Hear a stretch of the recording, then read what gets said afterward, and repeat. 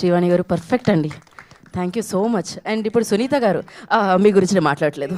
లేదు, మీరు మర్చిపోండి, అలాంటివన్నీ గుర్తు చేసుకోకూడదు. రండి సునీత గారు. చూసారా, ఎవరో వెనకాల నుంచి మేడంకు మైక్ అవసరం లేదన్నారు, తీసుకోమ్మా ఎందుకు ఊరికే.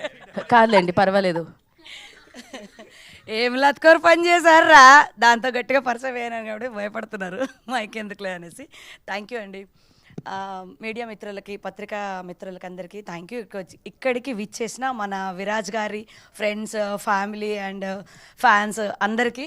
అండ్ మన నేను గుర్తుకొస్తున్నాయి కాదు, నేను మతిమరుపు మారాను. నేను స్టేజ్ మీద ఉన్న పెద్దలకు, ఫ్రెండ్స్కి, ఆర్టిస్టులకి అందరికీ కంగ్రాచులేషన్స్. ప్రత్యేకంగా మన విరాజ్ బాబుకి బేబీతోనే గట్టి హిట్ కొట్టారు అంటే మా లాంటి ఆంటీలకు కాదులే కానీ అమ్మాయిలందరూ గుండెల్లో ఉండిపోయారు. భయపడొద్దు, నేను చెప్పానని ఆంటీలేమో మనకు తెలీదు, అమ్మాయిలందరూ గుండెల్లో ఉండిపోయారు. ఈ సినిమాతో మాత్రం మామూలుగా లేదు అసలు. ఈ సినిమాలో మాత్రం అసలు ఆ గోవా పాట చాలా బాగుంది. థ్యాంక్ యూ అండి. మన హీరోయిన్ చాలా చాలా ఫేమ్ అంట, నాకు తెలీదు సినిమా చేసేంతవరకు. అప్పుడు అర్థమైంది ఆమె క్యూట్గా చేసే యాక్టింగ్. అండ్ మా డైరెక్టర్ గారు నన్ను ఏరు కోరి లేదు ఆవిడ ఉండాలి అని అనుకున్నారు, అందుకే నేను ఇక్కడ ఉన్నాను.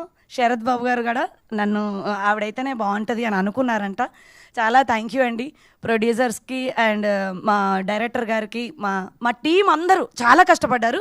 Thank you so much. నేను ఎవరినైనా మర్చిపోతే ఏమనుకోవద్దు. థ్యాంక్ యూ అండి. ఇది గుర్తుకొస్తున్నాయే కాబట్టి ఏమనుకోరండి, మర్చిపోయానండి. Thank you so much. ఇప్పుడు అజయ్ గారు మ్యూజిక్ డైరెక్టర్, ఆయన మాట్లాడతారు.